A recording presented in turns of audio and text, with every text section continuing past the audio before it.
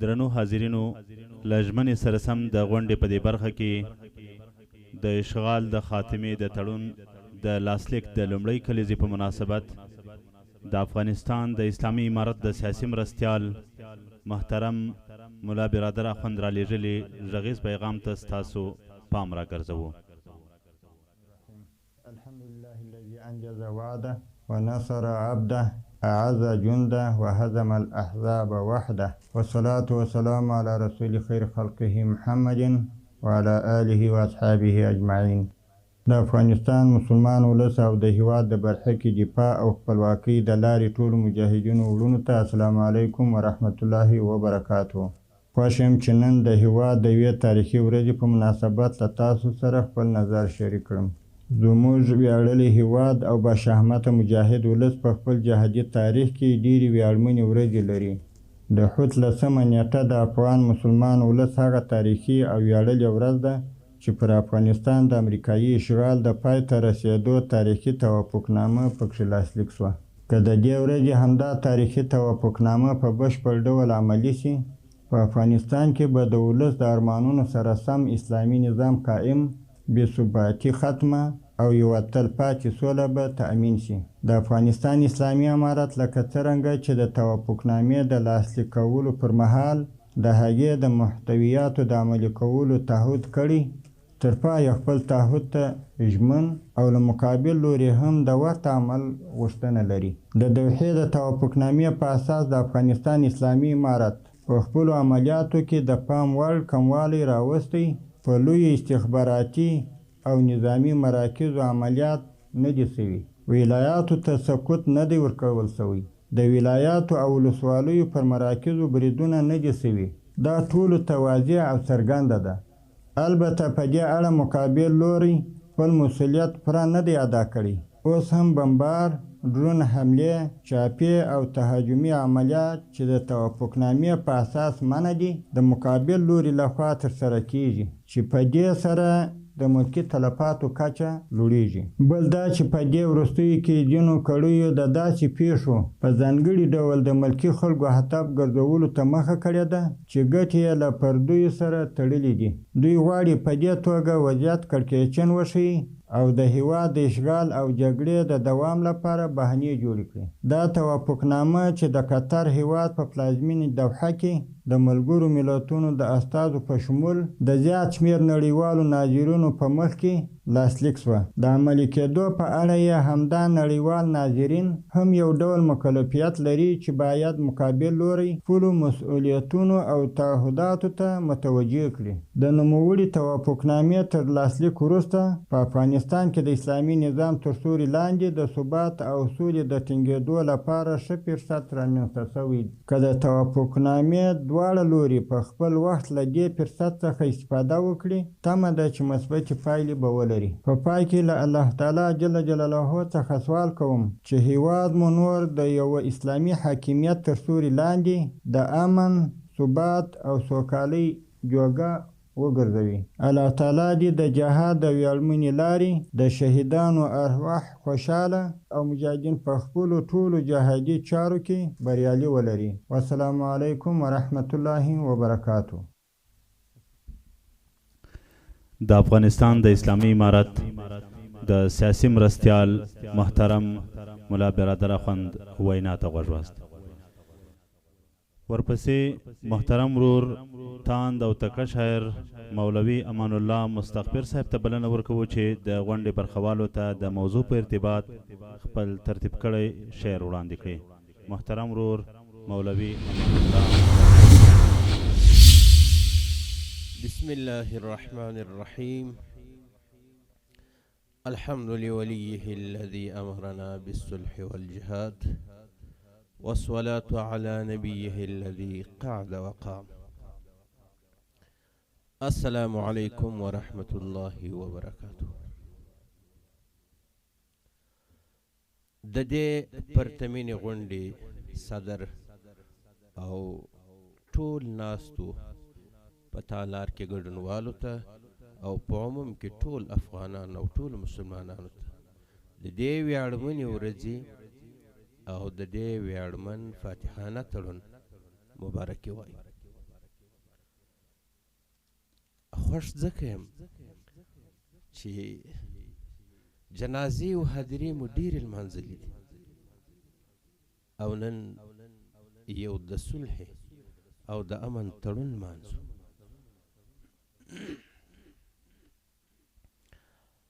وایي ستا په وسه د همدا ارمان مو پوره کړه، ستا په وسه د همدا ارمان مو پوره کړه، له مرګونو مو خاموشه هدیره کړه.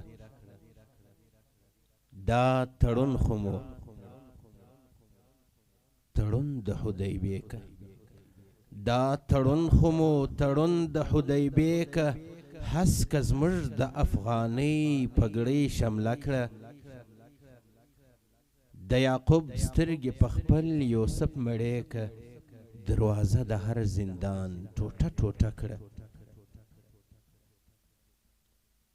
د یعقوب سترګې په خپل یوسف مړې که، دروازه د هر زندان ټوټه ټوټه کړه. او مسافر طالب بیا راوله تر کلي، مسافر طالب بیا راوله تر کلي، تل رپان د پاس پر ارګ سپینه جنډکه. او یو وړوکی شعر بل دی وایي نورې به پرېږدو د کفن او هدیرې خبرې، نورې به پرېږدو د کفن او هدیرې خبرې، ها د لحد قبر کلنګ او د بیلچې خبرې. او ورپکښې وکړئ کلیوال امام د فتح اعلان، ورپکښې وکړئ کلیوال امام د فتح اعلان، کومه ګویا کې چې کېدې د جنازې خبرې. مننه. ورپکښې وکړئ کلیوال امام د فتح اعلان، ورپکښې وکړئ کلیوال امام د فتح اعلان، کومه ګویا کې چې کېدې د جنازې خبرې. او زیری مې واورېدی چې ورک جانان تر کلي راځي، زیری مې واورېدی چې ورک جانان تر کلي راځي، داسې څوک نسته چې کوي به ورپسې خبرې. او متقي صاحب ته دې ډالۍ وي د رقیب کډه به که خدای کول سبا باریږي، د رقیب کډه به که خدای کول سبا باریږي، نه به وي شرنګ د زولنو نه د چاپې خبرې. د رقیب کډه به که خدای کول سبا باریږي، نه به وي شرنګ د زولنې نه د چاپې خبرې. او راځئ چې یو بل ته د زړه له کومې مینه ورکړو، یو بل ټول افغانان مراد دي که په هر صف کې وي، ټولو ته مینه ورکوو، باید مینه راکړي.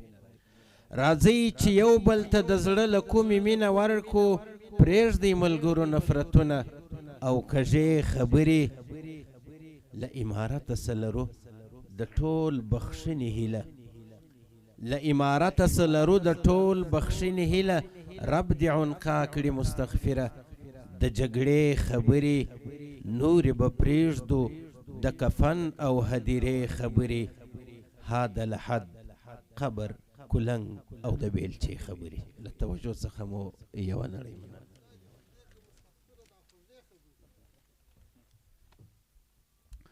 جزاک الله بارک الله فیکم. داو محترم رور مولوی امان الله مستغفر صاحب، له دوی څخه یوه دنیا مننه کوو. د غونډې په دې برخه کې وتلي لیکوال او سیاسي څېړونکي محترم حافظ نور احمد سعید صاحب ته په ډېر درنښت بلنه ورکوو چې د میکروفون مخ ته تشریف راوړي او قدرمنو حاضرینو ته د موضوع په ارتباط خپله مقاله وړاندې کړي. محترم حافظ نور احمد سعید صاحب.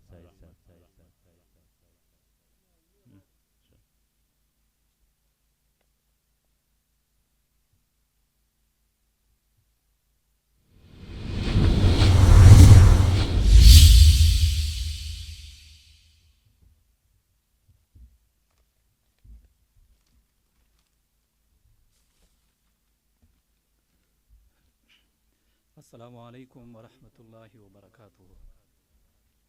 خوشحاله یو چې د اشغال د خاتمې تړون په لومړي کلیزه کې برخوال یو.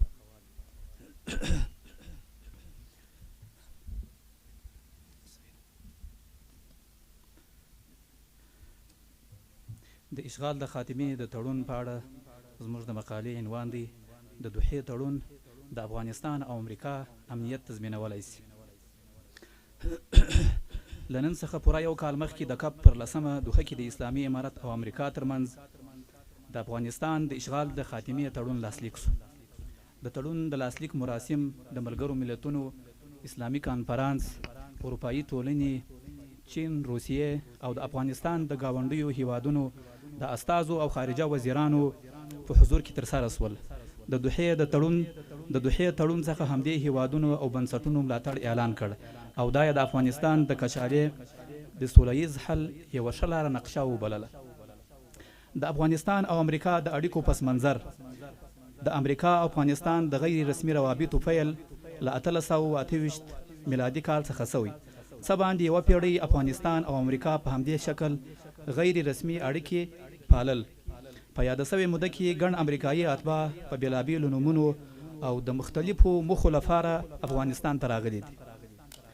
جوزیا هارلان لومړی امریکایي دی چې د امیر دوست محمد خان په وخت کې افغانستان ته راغلی دی او دلته یې مختلفې دندې ترسره کړي دي. په 1946 میلادي کال کې چې د ظاهرشاه واکمني وه، افغانستان او امریکا رسمي او ډیپلوماټیک اړیکې پیل کړل. تر دې مهاله د امریکا او افغانستان روابط له مختلفو پړاوونو څخه تیر شوي دي. کله یې مثبت اړخ غالب شوی او کله یې منفي اغیزو افغانستان ته خورا درانه زیانونه اړولي دي. امریکا له افغانستان سره د رسمي سیاسي روابطو د پیل څخه وروسته د افغانستان د بیارغونې، آبیارۍ او زراعت په برخو کې ځینې لویې او وړې پروژې تطبیق کړي دي.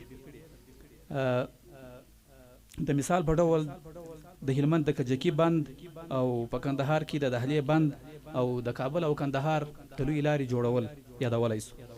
د 1989 کال باندې چې شوروي اتحاد پر افغانستان یرغل وکړ، امریکا د افغان ولس ترڅنګ ودرېده. شوروي تیره یې وغانده. د افغان ولس د جهاد ملاتړ یې وکړ او له مجاهدینو سره یې مالی او تسلیحاتي مرستې وکړې. خو شوروي چې په 1989 میلادي کال کې ماته وخوړل او له افغانستانه یې پښې سپکې کړلې، د افغانستان له قضیې سره د امریکا لیوالتیا کمه سوه. د 1989 څخه تر 1996 کال پورې چې د افغانستان اسلامي امارت کابل نیوی، زما په نظر په دغه وخت کې امریکا د یو ناظر او بېطرفه جهت په توګه د افغانستان قضیه څارله.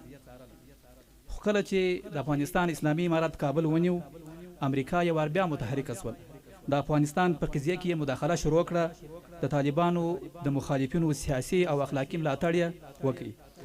د ملګرو ملتونو تر چتر لاندې د طالبانو پر حکومت سیاسي او اقتصادي بندیزونه ولګول او له مختلفو لارو یې په بېلابېلو پلمو د افغانستان اسلامي امارت تر 2000 لومړي کال پورې په انزوا کې وساته او د همدې کال د سپټمبر له پیښې وروسته یې پر افغانستان د پوځي تیري اعلان وکړ او د اکتوبر پر 9 امریکا او متحدینو یې زموږ پر ګران هیواد ظالمانه او وحشیانه یرغل وکړ. پر افغانستان د امریکا یرغل یوه لویه اشتباه وه. پر افغانستان د امریکا یرغل افغانستان او امریکا دواړو ته بې حسابه سیاسي، اقتصادي او ځاني زیانونه رسولي دي. په لکونو افغانان شهیدان، ټپیان او اسیران سول. عام المنفعه تاسیسات، تعلیمي او روغتیایي ادارې، کلي او بازارونه بمبار او ویجاړ سول. په نړیواله کچه افغانستان اداري فساد کې جایزې وګټلې. اخلاقي فساد شرموونکي حالت ته ورسید. د مخدره موادو کر قاچاق اوج ته ورسېدی او 2 میلیونه افغانان معتادین سوله. قومي او سمتي توپیرونه راپورته سول. د مقدساتو توهین تکرار سو. په افغان فرهنګ او عنعناتو ملنډې ووهل سوې. د ملي اتلانو د شخصیتونو او کارنامو د سپکاوي کمپاینونه ترسره سول او په ټوله کې د افغانستان پر مځکني او هوایي حریم د یرغلګرو ولکه د ملي استقلال له منځه وړل او افغان مجاهد ولس د محکومیت په دایره کې را ایسارول د امریکایي یرغل د وحشت او ظلم یو څو نمونې وې. همداراز امریکا هم د افغانستان په جګړه کې خیر نه دی لیدلی. په زرګونو امریکایي عسکر افغانستان کې ووژل سول، په لسګونو زره ټپیان سول او په لکونو هغه بهرني عسکر چې افغانستان ته راغلي وه په مختلفو رواني او نفسیاتي ناروغیو مبتلا سول او ځینې یې د همدې ناروغیو له امله ځانوژنې هم ترسره کړي دي. پر ځاني زیان سربیره امریکا د افغانستان په جګړه کې تر 1 ټریلیون زیات ډالر مصرف کړل. خو د پام وړ خبره دا ده چې د دې ټولو ځاني او مالی مصارفو سره سره امریکا په افغانستان کې خپلو اهدافو ته ونه رسېده. امریکا د اسلامي امارت پر ضد د پراخو فوزي وحشیانه عملیاتو او دوامداره تبلیغاتو سره سره سیاسي، مالی، مذهبي او ټولنیز فشارونه هم وارد کړل. هره ناروا وسیله او حربه یې وکاروله، خو اسلامي امارت یې کمزوری نه کړ او د یرغل له اول کال څخه ورځ پر ورځ د یرغل پر ضد ولسي پاڅون پراخ او پیاوړی سوی دی او د امریکا او کابل حکومت د واک څخه محدوده سوی ده. ډیره مهمه لا دا ده چې د افغانستان جګړې امریکا ته پر ځاني او مالی زیانونو سربیره نور تاوانونه هم ورسول. په نړیوالې سطحه د امریکا حیثیت خراب کړ او امریکا یې د نړیوال د یکتازي له نړیوال قوت څخه د څو قطبي نړۍ سره مواجه کړله. امریکا له افغانانو سره تر 30 کلنې خونړۍ جګړې وروسته د 2020 میلادي کال په 29مه دوحه کې له اسلامي امارت سره د افغانستان څخه د وتلو توافقنامه لاسلیک کړه چې مخکې هم اشاره ورته وسوه. د دوحې تړون پر 4 مهمو او ټاکونکو برخو مشتمل دی. امریکا او متحدین به د 14 میاشتو په جریان کې ټول عسکر، قراردادیان او غیر ډیپلوماټیک پرسونل له افغانستان باسي. اسلامي امارت به چاته اجازه نه ورکوي چې د افغانستان خاوره د امریکا او متحدینو پر ضد یې وکاروي. د بین الافغاني مذاکراتو فعل او د افغان جهاتونو سره د افغانستان د راتلونکي لپاره پر یوې سیاسي لارې نقشې یا ټول شموله اسلامي حکومت هوکړه ترسره کېدل. افغانستان او امریکا ته د دوحې د تړون ګټې. د دوحې د تړون تعمیل هم د افغانستان په ګټه دی او هم د امریکا. د دې تړون په عملي کولو سره امریکا د خپل تاریخ تر ټولو اوږده جګړه ختمولی شي او له افغانستان د امریکا امنیت ته د احتمالي خطر مخه نیول کېدای شي. امریکا چې د افغانستان په جنگ کې څومره بشري او مالی زیانونه ګاللي او تر اوسه چې هر ورځ څومره مصارف ترسره کوي، د دې ځاني او مالی تاوانونو مخنیوی د دوحې د تړون په عملي کېدو کې نغښتی دی.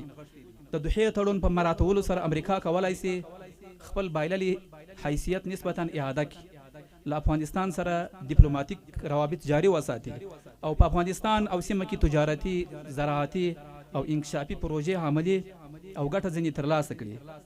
همداراز د دوحې تړون په پلي کېدو سره افغان ولس له ذکر سوو ناخوالو څخه خلاصېدای شي، د یو مظلوم ملت په حیث ملي استقلال ترلاسه کولی شي، له آزاد ژوند، امنیت او عدالت څخه برخمن کېدلی شي او د خپلې خوښې نظام جوړولی شي. که د دوحې تړون عملي نشي، پایلې به یې څه وي؟ که امریکا د دوحې تړون نقض کړي، جګړه به شدیده شي. افغانستان کې به د امریکا پر ملکی او پوځي تاسیساتو حملې وشي، ځاني تلفات او مالی مصارف به یې زیات شي. د جګړې د جریان مسؤلیت به د امریکا په غاړه وي. افهام وړ دا چې امریکا د دوحې د تړون له عملي کولو پرته بله لار نه لري.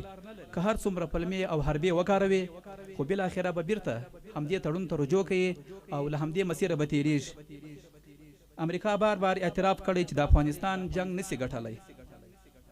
بالکل دا یو واقعیت دی چې امریکا د افغانستان جنگ نسی ګټلی،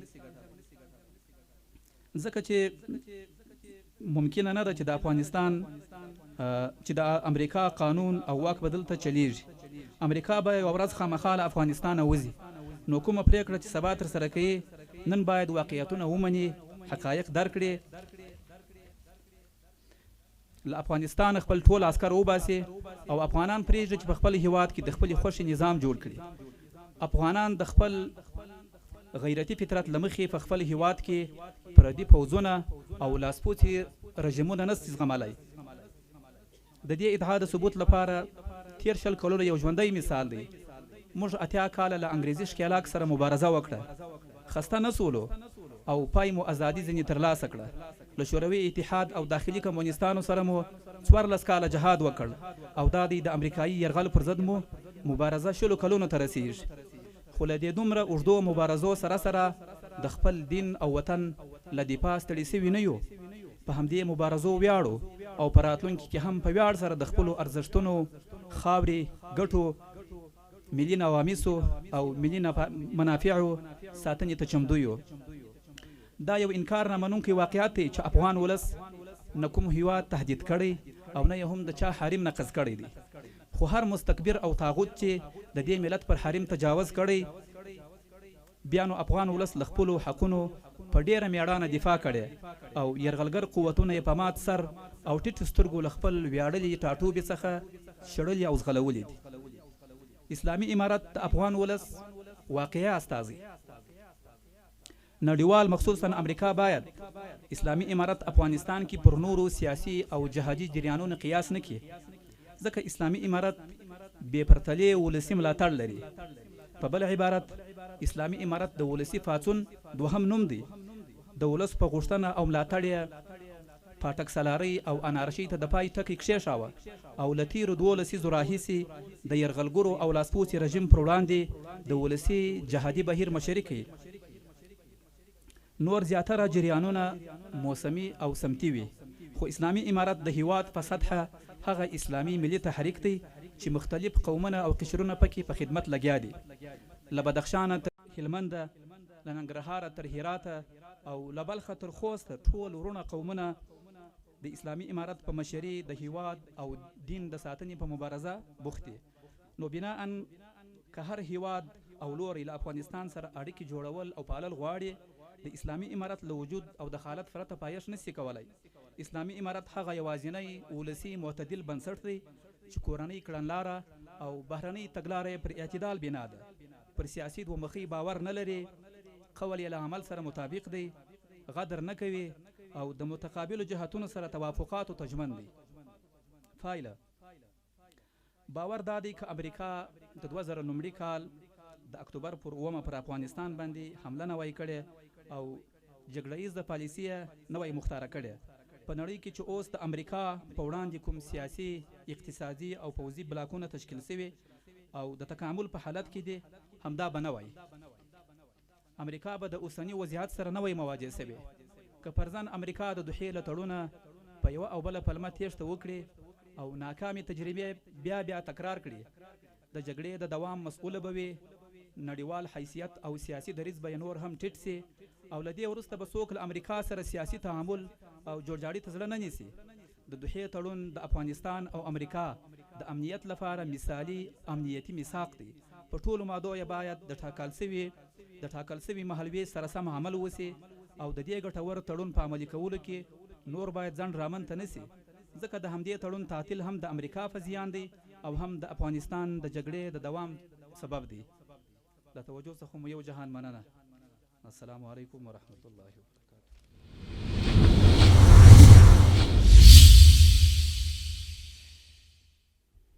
په بدنیتۍ چې څوک راغلی سر یې نه دی وړی، په بدنیتۍ چې څوک راغلی سر یې نه دی وړی، دنګو ځوانو دنګو سرونو دلته خم خوړلی او په دې زانګو کې فطرتي داسې لقب پروت دی چې روغ ترې نه ځي، خامخا ماشه لړم خوړلی.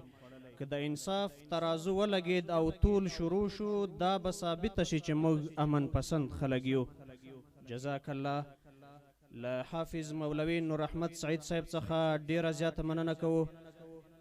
د پروګرام په دې برخه کې د افغانستان د اسلامي امارت د عالی تحصیلاتو د کمیسیون صحوي مسؤل محترم مولوي اسدالله فرید صاحب ته ډیر په احترام او ادب سره بلنه ورکوو چې د دریځ مخې ته تشریف راوړي او سامعینو ته خپله مقاله ور واوروي. ډیر محترم مولوي اسدالله فرید صاحب.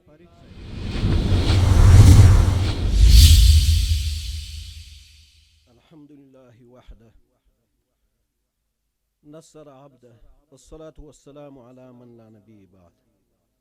فقد قال الله تبارك وتعالى: الا ان نصر الله قریب صدق الله مولانا العظیم. د ټولو مشرانو په اجازه افغانستان د اسلامي امارت د تعلیم و تربیه عالی تحصیلاتو کمیسیون د عالی تحصیلاتو د ادارې په نمایندګي باندې د افغانستان معزز او غیور ولس د شهیدانو کورنۍ، کونډو یتیمانو، مجاهدینو او د دشمن په زندانونو کې بندو اسیرانو ته د اشغال د خاتمې د تړون د لومړۍ کلیزې په مناسبت مبارکي وایو. الله تعالی جل جلاله دې په دې لار کې د ټولو ګډونوالو جهاد، ستړیاوې، قربانۍ قبولې وګرځوي. د افغان غیرتي ولس د فداکاري او مقاومت وجه وه هغه دشمن چې زموږ د ولس لپاره یې پرته له وژلو او بندي کولو بل انتخاب نه درلود، بالاخره له اسلامي امارت سره د یو قوت او طرف په حیث معاهده لاسلیک کړه.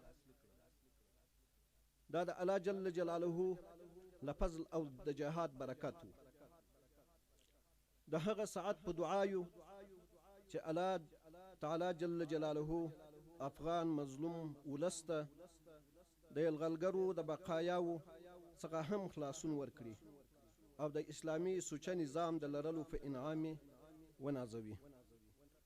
د اشغال د خاتمې د تړون په مناسبت باید یاد ولرو او یاد وکړو چې د اشغال هر اړخیز خاتمې او د اسلامي نظام د حاکمیت لپاره لازمه ده چې موږ د اشغال په خلاف هر اړخیزه مبارزه وکړو او د افغان ولس ته د اشغالګرو د فکر او وجود څخه نجات ورکړو. د عالی تحصیلاتو اداره چې په تحصیلي محیط کې د ځوان نسل د فکري ارتقا او عقیدوي تقدس په مخه د دشمن د فاسدو او الهادي افکارو د محو او اسلامي فکر د ترویج پوهنتونونو او تعلیمي مؤسساتو کې د مسلکي اشخاصو په جذب او له اسلامي امارت سره د یوځای کولو لپاره هڅې کوي چې لله الحمد د هیواد په اکثریت تحصیلي مرکزونو کې فعالیت په جوش کې ده او په سلګونو محصلین او استادان یې د ځان ملګري کړي دي. ومن الله جزاک الله. له محترم مولوي اسد الله فرید صاحب څخه یو جهان مننه کوو. د غونډې د پای شیبې د انشاءالله د پروګرام په دې برخه کې بلنه ورکوو محترم مولوي میرزا محمد صاحب ته چې د دریز مخې ته تشریف راوړي او برخوالو ته د اسلامي امارت د مرستیال محترم مولوي محمد یعقوب مجاهد حفظه الله پیغام قدرمنو ګډونوالو ته ورواوروي. ډیر محترم مولوي میرزا محمد صاحب.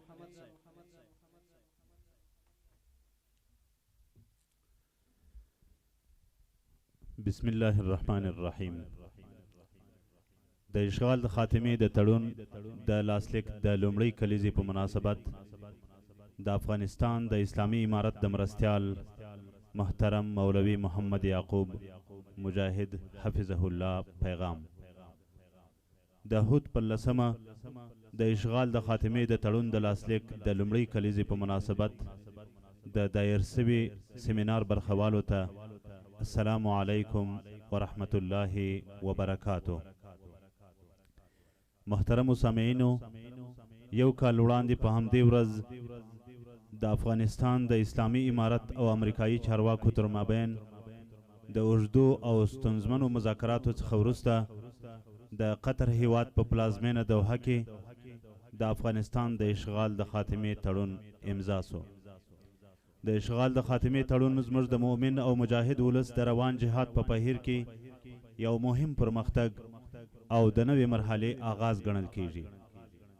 د دې تړون له مخې خارجي اشغالګرو منلي چې دوی به د ټاکل شوي تقسیم الاوقات سره سم د افغانستان اشغال ته د پای ټکی ږدي او خپل ټول ځواکونه به زموږ له هیواده باسي.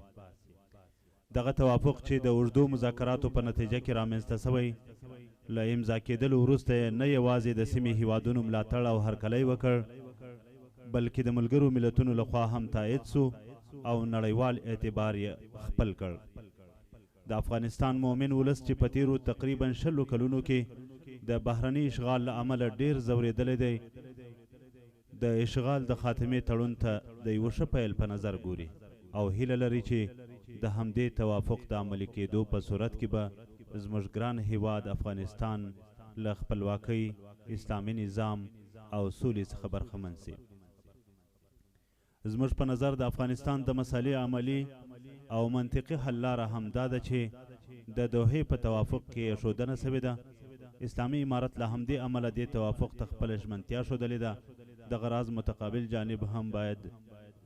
مقابل جانب هم باید په دې پوه وي چې د دواړو اړخونو ګټه د همدې توافق په عملي کېدو او له همدې لارې یوه نهایي حل ته په رسېدو کې ده.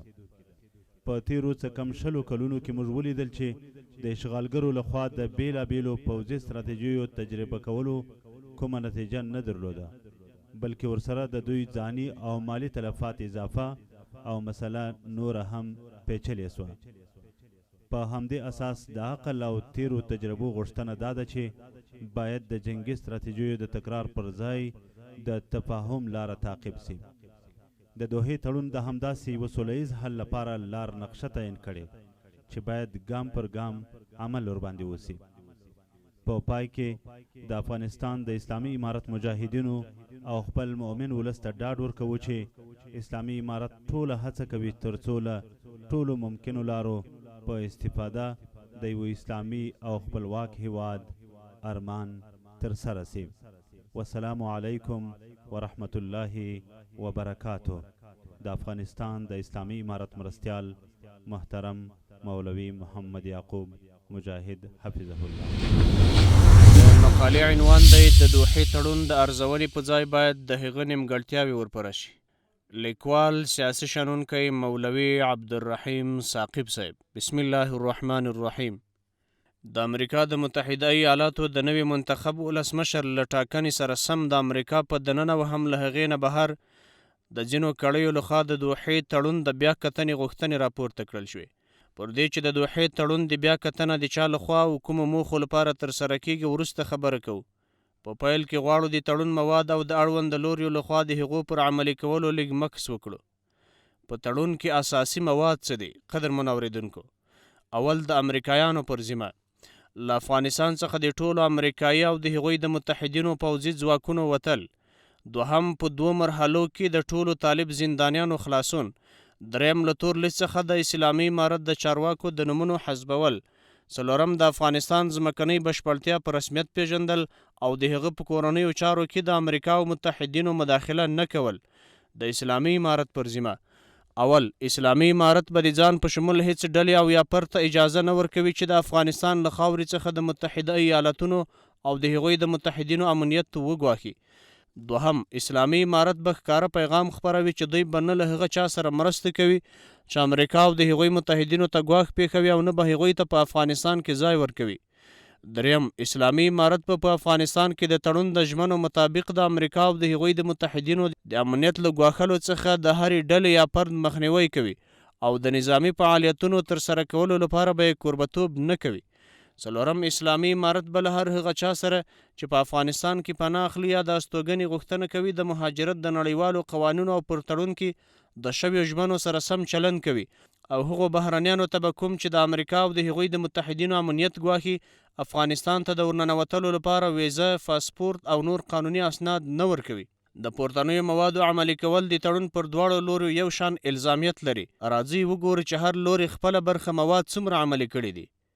د تړون په متن کې په وضاحت سره ویل شوي چې د تړون له اعلان سره سم به 14 میاشتو کې امریکایان خپل ټول ځواکونه له افغانستان څخه وباسي، چې په دې برخه کې امریکایانو له خپل لوري د ورکړل شویو اعلاناتو له مخې له څو اډو څخه خپل پوځیان ایستلي او د دوی د احصاییو له مخې فعلا په افغانستان کې د امریکایي ځواکونو شمیر 2.5 تنه دی. په تړون کې د شوې ژمنې له مخې د کابل ادارې له زندانونو څخه د امریکایانو په دستور 15,000 طالب زندانیان خوشي کړل شول. د اسلامي امارت لوري، اسلامي امارت هم د خپل ژمنې مطابق لاندې اجراءات ترسره کړي. د تړون له لاسلیک کېدو سره سم یې پر امریکایي اډو او د اډو د تخلیې پر مهال پر امریکایي وسایطو او پرسونلو باندې پوځي عملیات متوقف کړل. په تړون کې له شوې ژمنې سره مطابق 1000 تنه د کابل اداري اسیران له بنده آزاد کړل. له بین الافغاني جهتونو سره بین الافغاني مذاکرات پیل کړل. د کابل ادارې د ځواکونو پر خلاف د کلنیو پوځي عملیاتو اعلانول متوقف او پر لویو ښارونو د سترو تهاجمي بریدونو کچه محدوده کړه. اوس جنجال پر څه دی قدرمنو اورېدونکو؟ اوس چې د تړون پر لاسلیک کېدو پوره 1 کال تیریږي، د اسلامي امارت او امریکایي لوري ترمنځ د تړون د موادو عملي کېدو او نه عملي کېدو پر سر جنجال راپورته شوی او دواړه لوري یو بل په بشپړ ډول د تړون په نه عملي کولو تورنوي. اسلامي امارت وایي چې امریکایي لوري د تړون د متن په لومړۍ برخه کې په لاندې ډول ژمنې کوي. اول، د بین الافغاني مذاکراتو له پیل سره به متحده ایالتونه د افغانستان اسلامي امارت چې متحده ایالتونه د دولت په توګه نه پیژني او د طالبانو په نوم یې پیژني، د غړو پر خلاف د متحده ایالتونو د اوسنیو بندیزونو او د جایزې لیست د ادارې بیا کتنې بهیر په دې هدف پیل کړي چې دغه بندیزونه به د 1442 هجري قمري کال د محرم تر 8 تاریخ پورې لرې کړي. دوهم، د بین الافغاني مذاکراتو له پیل سره به متحده ایالتونه د ملګرو ملتونو د امنیت شورا له نورو غړو او افغانستان سره په دې هدف ډیپلوماټیکې هڅې پیل کړي چې د 1441 هجري قمري کال د رمضان په 24 تاریخ پورې د بندیزونو له نوملړ څخه د افغانستان اسلامي امارت چې متحده ایالتونه د دولت په توګه نه پیژني او د طالبانو په نوم یې پیژني د غړو نومونه وایستل شي. خو اوس چې پر دې تاریخ نږدې 9 میاشتې تېرې شوې دي، نه د اسلامي امارت پر غړیو د امریکا لخوا لګېدلي بندیزونه رفع شوي او نه یې هم نومونه د ملګرو ملتونو د امنیت شورا له تور لیست څخه ایستل شوي او نه هم د اسلامي امارت نور هغه 9,000 بندیان خلاص شوي چې په تړون کې د امریکایانو لخوا د خلاصون ژمنه شوې وه. امریکایي لوري ادعا لري چې د تړون د ضمایمو 8مه ماده صراحت لري چې دواړه لوري اسلامي امارت د کابل اداره به کوښښ کوي چې په تدریجي ډول په اصطلاح تاوتریخوالی تدریجا راکموي. دریم، د دې موافقتنامې تر لاسلیک وروسته به دواړه خواوې کوښښ کوي چې د سرتاسري سولې د راتلو په خاطر په تدریج سره تاوتریخوالی راکم کړي او د ملکیانو ساتنې ته به خاصه توجه کوي. دواړه جهتونه به کوښښ کوي چې په ټول افغانستان کې د بریدونو شمیر زیات نه کړي. خو د بین الافغاني مذاکراتو تر لومړي پړاو پیلېدو وروسته لیدل کېږي چې په افغانستان کې تاوتریخوالی زیات شوی چې له امله یې هره ورځ د هیواد په لویو ښارونو کې په تیره کابل ښار کې په لسګونه کسانو ته مرګ ژوبله اوړي چې له همدې امله د ملګرو ملتونو د وروستي ریپورټ له مخې په تیر کال کې د افغانستان په بېلابېلو سیمو کې شاوخوا 3,000 کسان مړه او په زرګونو نور ژوبل شول. دا ملکي تلفات د هوایي بریدونو پر ولسي سیمو د هوانونو او توغندیو توغولو، ماینونو، تهاجمي بریدونو او هدفي وژنو په ترڅ کې ترسره شوي. که څه هم چې د ملګرو ملتونو په راپور کې په غرضي ډول اسلامي امارت د 45 سلنې تلفاتو مسؤل ګڼل شوی، خو که په واقع بینانه توګه هغه خونړۍ پیښې وڅېړل شي چې د یادو تلفاتو لامل شوی، بیا به څرګنده شي چې د هغوی اساسي لامل امریکایي ځواکونه او کابل اداره دي او که اسلامي امارت. د تاوتریخوالي ډېرې پیښې چیرته شوي؟ قدرمنو حاضرینو، که د دوحې تړون تر لاسلیک کېدلو وروسته د تاوتریخوالي د زیاتېدو پیښو ته وکتلی شي، نو تر ټولو ډېرې هغه په کابل ښار کې شوي، کوم چې ډېره ساحه تر دولتي واکمنۍ لاندې او د امنیت ساتلو په نوم ورکې زرګونه بهرني پوځیان همدلته ځای پر ځای دي.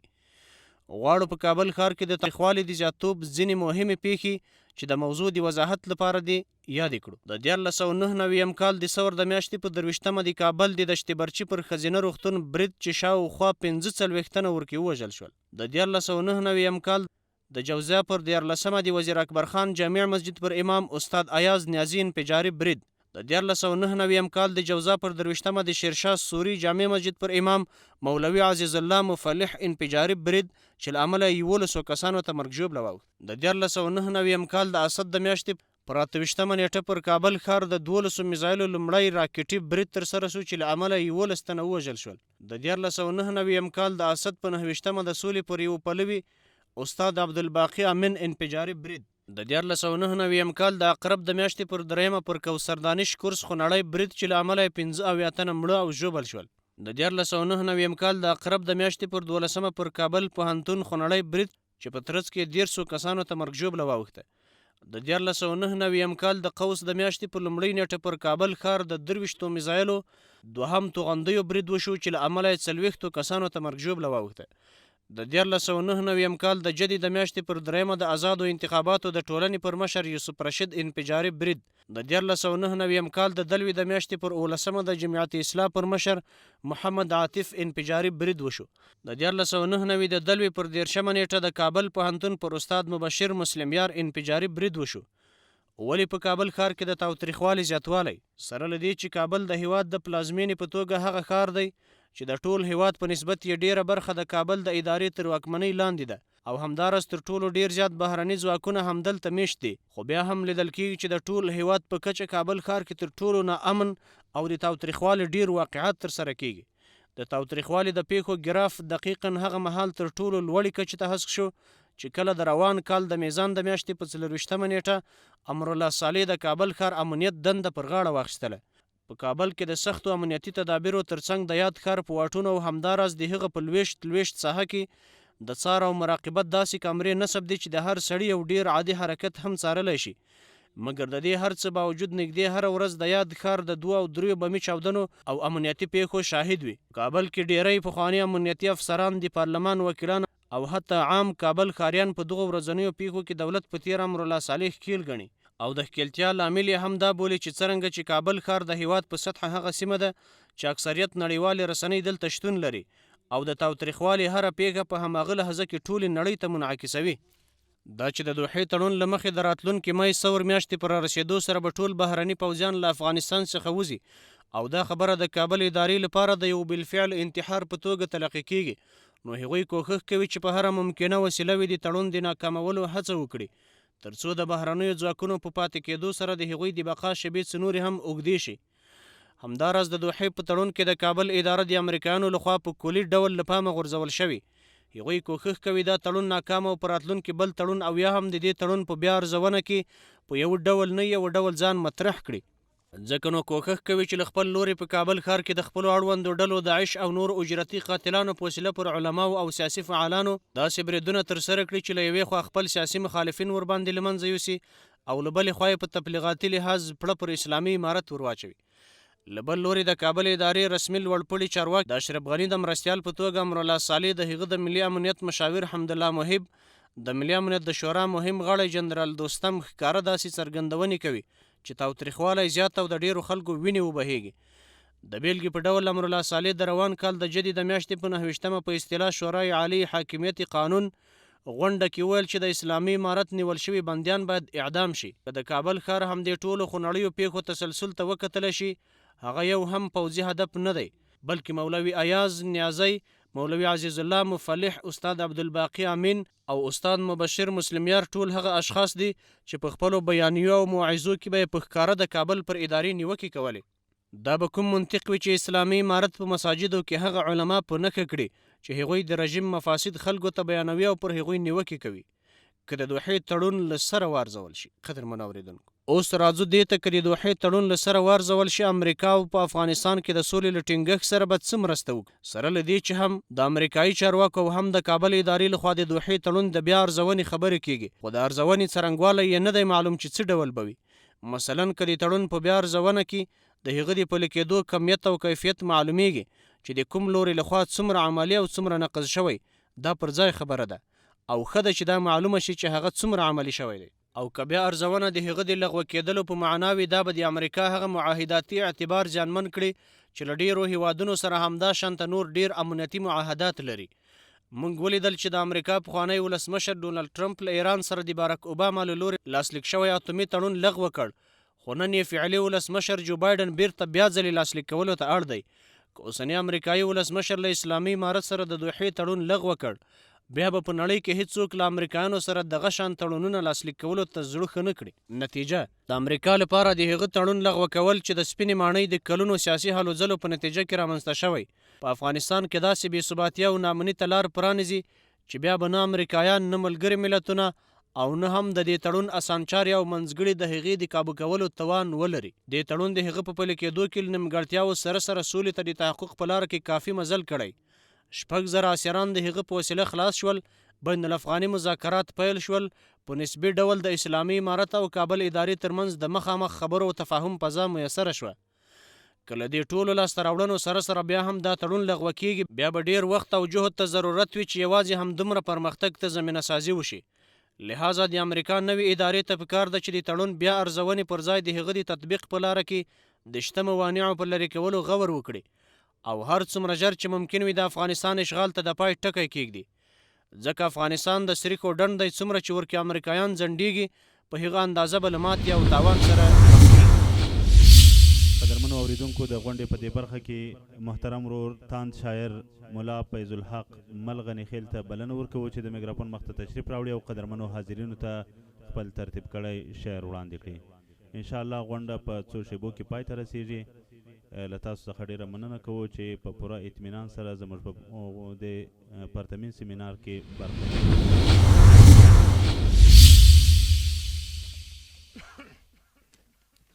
بسم الله الرحمن الرحیم. السلام علیکم ورحمۃ اللہ وبرکاتہ.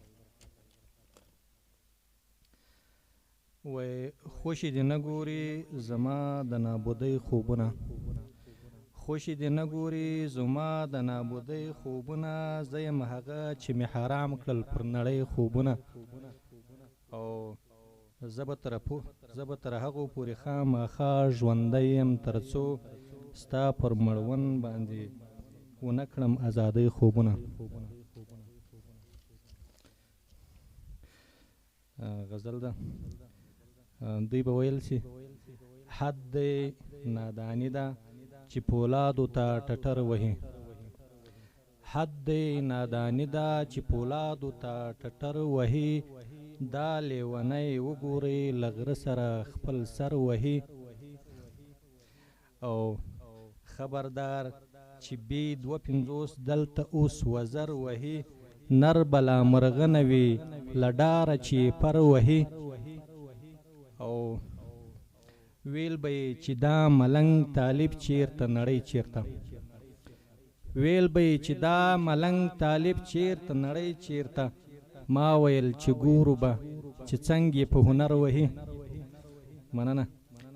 ویل به چې دا ملنګ طالب چیرته نړۍ چیرته، او ما ویل چې ګورو به چې څنګه په هنر وهي، او چا چې د خدایي دعوه د خدای پر ځمکه کړې ده، چا چې د خدایي دعوه د خدای پر ځمکه کړې ده، داسې کبرجن الله په مونږ باندې اکثر وهي.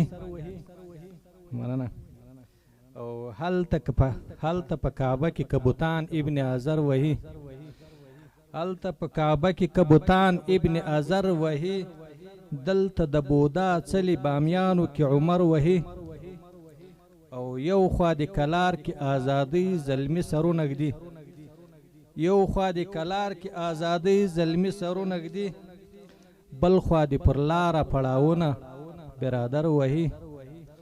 مننه.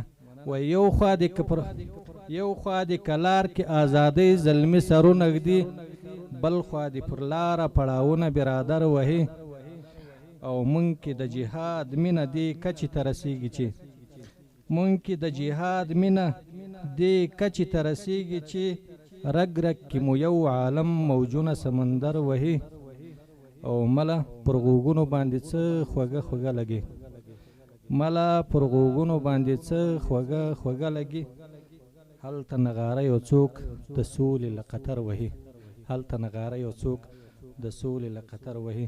له توجه څخه مو یو جان مننه. جزاک الله بارک الله فیکم. دا و محترم ورور مولوی فیض الحق ملغنی خیل، له دوی څخه یوه دنیا مننه کوو. د غونډې په دې برخه کې خوږ ژبې ترانه ویونکي محترم ورور منصور غزنوي صاحب ته بلنه ورکوو چې د میکروفون مخ ته تشریف راوړي او قدرمنو حاضرینو ته خپله ترتیب کړې ترانه وړاندې کړي.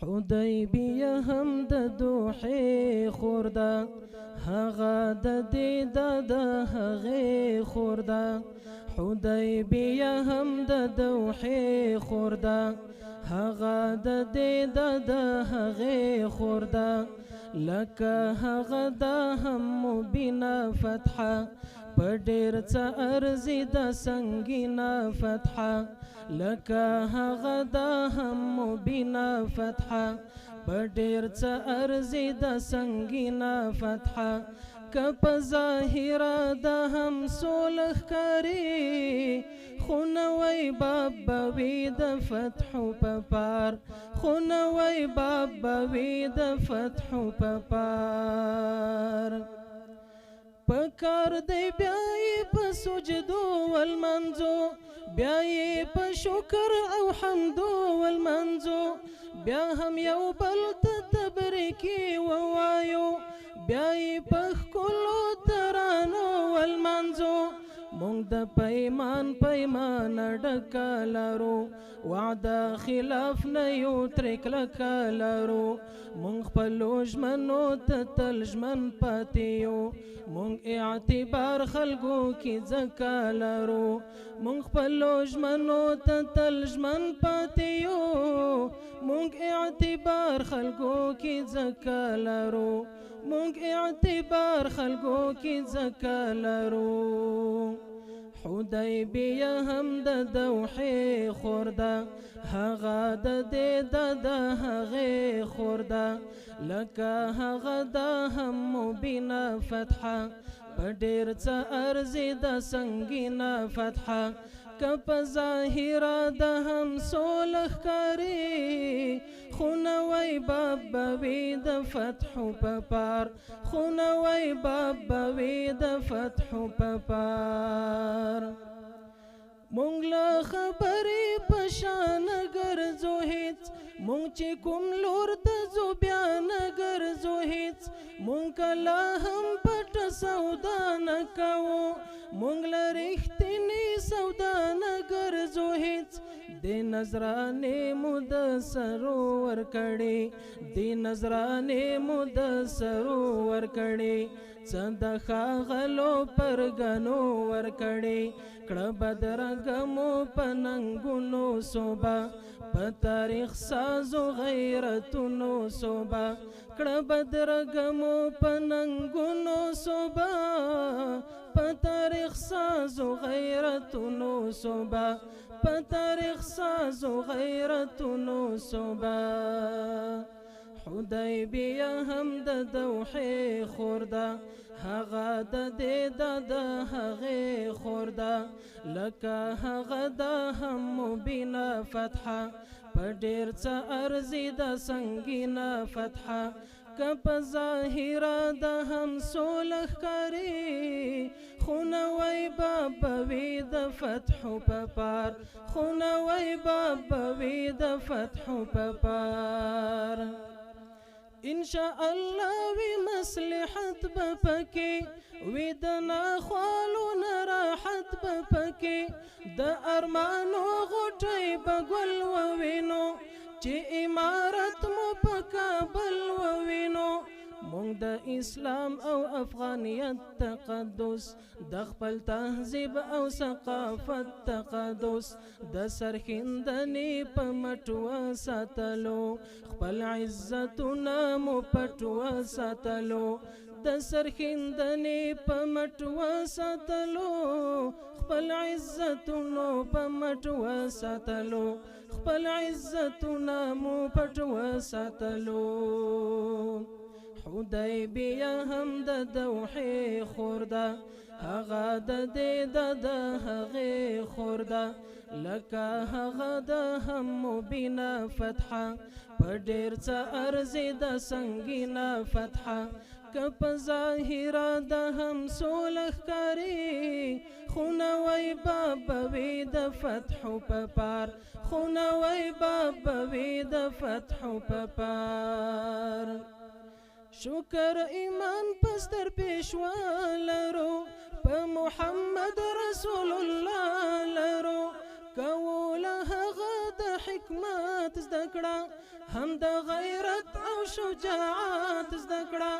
سولې ته ژمن یو وعدې نه ماتوو خو د منزل ارادې نه ماتوو د اعدو په تفسیر ښه پوهیږو مونږ په هر چال او تدبیر ښه پوهیږو د اعدو په تفسیر ښه پوهیږو مونږ په هر چال او تدبیر ښه پوهیږو مونږ په هر چال او تدبیر ښه پوهیږو حدیبیه هم د دوحې خور ده هغه د دې د هغې خور ده لکه هغه د هم مبینه فتحه په ډېر څه ارزي د سنګینه فتحه که په ظاهره د هم سوله ښکاري خو نوی باب به وي د فتحو په پار خو نوی باب به وي د فتحو په پار قرآن قانون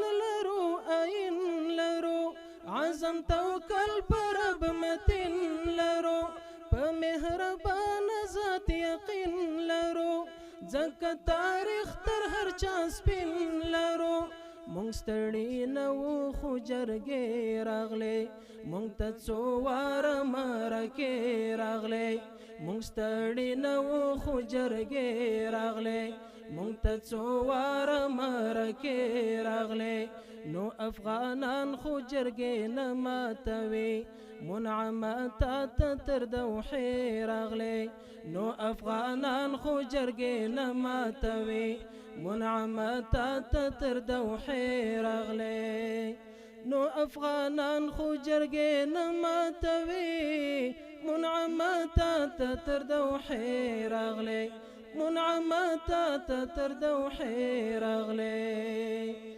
حدیبیه هم د دوحې خور ده هغه د دې د هغې خور ده لکه هغه د هم مبینه فتحه په ډېر څه ارزي د سنګینه فتحه که په ظاهره د هم سوله ښکاري خو نوی باب به وي د فتحو په پار خو نوی باب به وي د فتحو په پار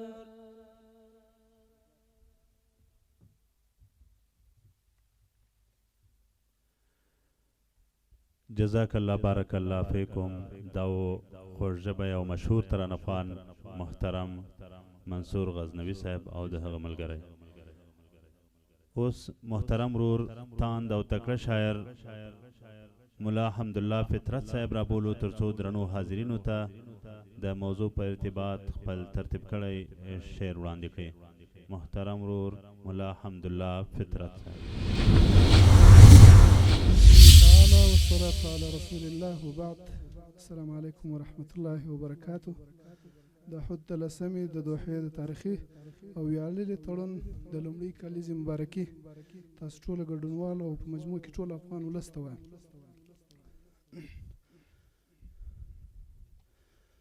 دا یو څو بیتونه دي د مظلوم اوښکې څپې د رود نیل دي د دې غرونو کاڼي ټول لکه سجل دي ابرهه لشکر دی بیرته په شاوله له کعبې نه لا چاپېره ابابیل دي د غازي د څڼو خوږ وژم راوالوت د لونګو خوشبویي شوه پکې ورکه طالبي پړق یې له تورو سترګو جګ شو یوه نیمه سلایي شوه پکې ورکه د نړۍ بام نه کوزېدلو ته زینه پکار ده راشي بې پرسه خوتو ته بهانه پکار ده د جنگ میدان کې د ټوپکو په شپېلۍ خبرې د جنگ میدان کې د ټوپکو په شپېلۍ خبرې مذاکراتو ته قطر پکار دوحه پکار ده د جنگ میدان کې د ټوپکو په شپېلۍ خبرې مذاکراتو ته قطر پکار دوحه پکار ده د جنایت توره څیره چې یې ښکاره شي پکې د جنایت توره څیره چې یې ښکاره شي پکې د دې جانب اچاوه مخ ته آینه پکار ده سوله کې ژوند دی سوله ټولو ته چې نه د حیات سوله کې ژوند دی سوله ټولو ته چې نه د حیات د جګړه مارو د فکرونو جنازه پکار ده. پسرلی راغی پر وطن امن به هم راشي. پسرلی راغی پر وطن امن به هم راشي. د خپلواکۍ سهار ته نوې ترانه پکار ده. د سیاست څپې مو وانخلي ماڼو پسې شي. د سیاست څپې مو وانخلي ماڼو پسې شي چې له ګردابه ځو ساحل ته سفینه پکار ده. له توجه نه مو یو نړۍ مننه.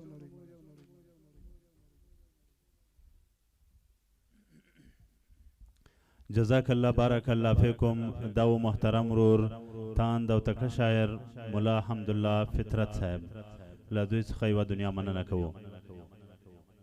د غونډې په دې برخه کې یو ځل بیا د خوږو ماشومانو د ترانې ټیم ته ورګرځو. دوی ته بلنه ورکوو چې د مایکروفون مخ ته تشریف راوړي او قدرمنو حاضرینو ته خپله ترتیب کړې ترانه وړاندې کړي.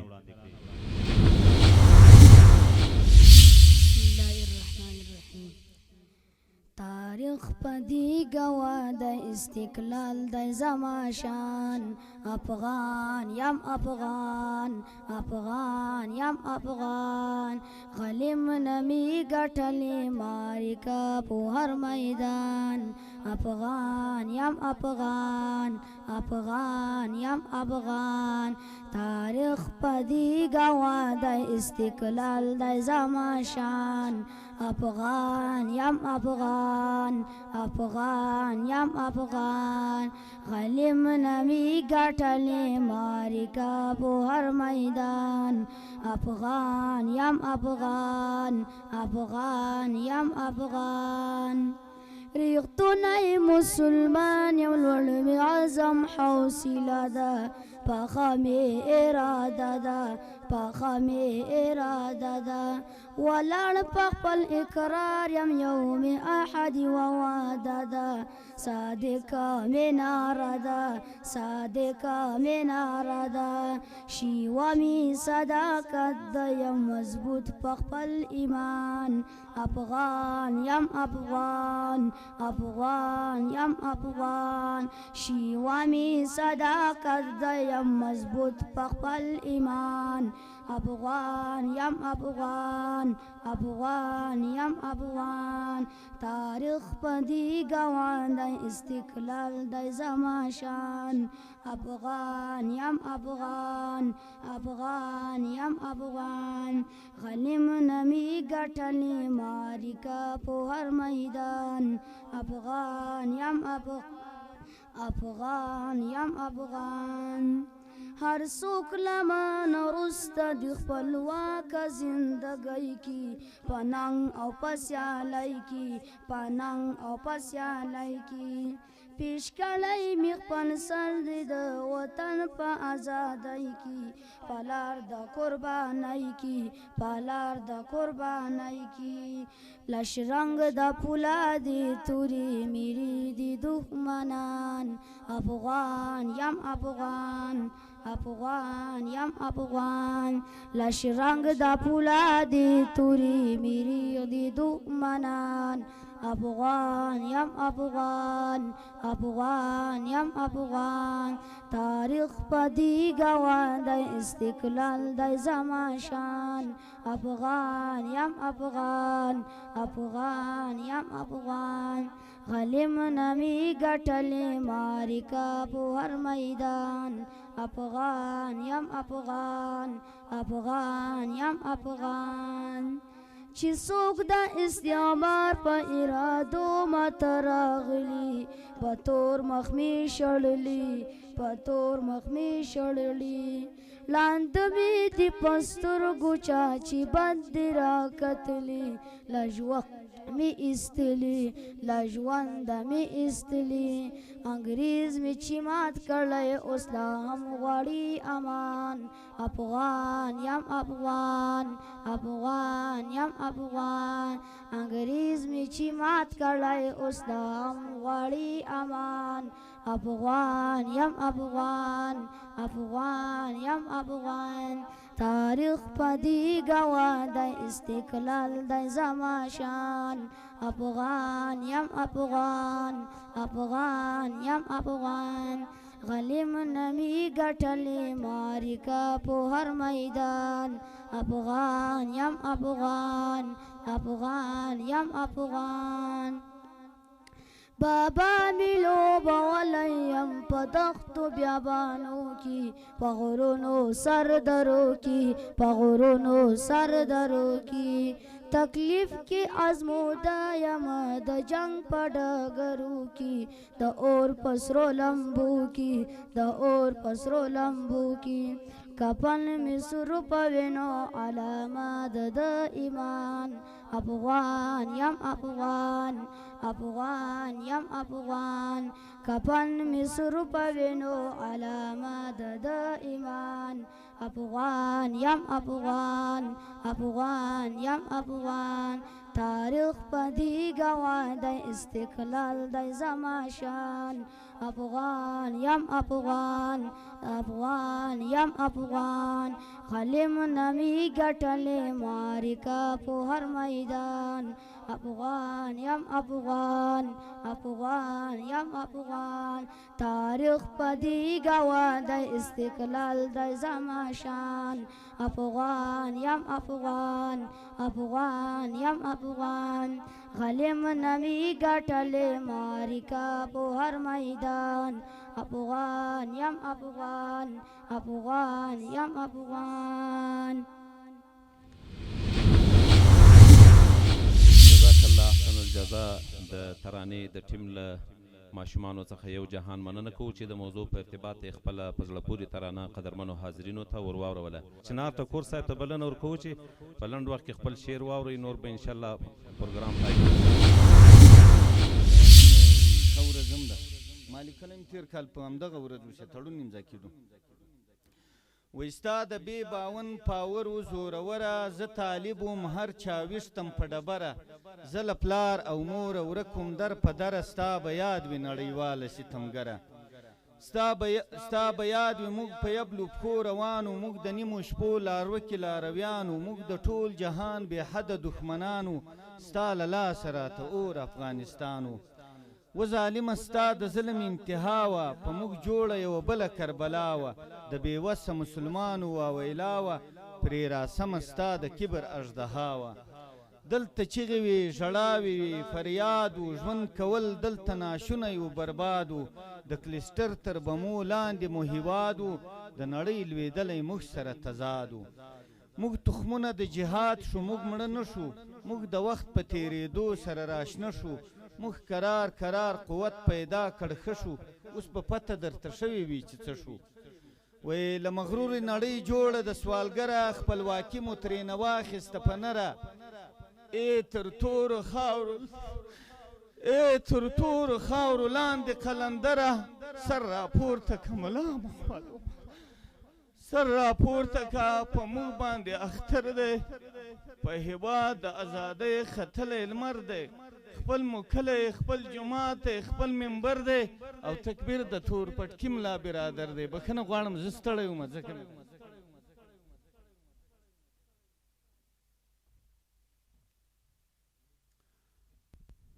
جزاک الله بارک الله فیکم داو تکړه او مشهور شاعر محترم چنار ټکور صاحب قدرمنو حاضرینو لکه څنګه چې وویل سول د نن ورځې دا پرتمین سیمینار نور پای ته رسوو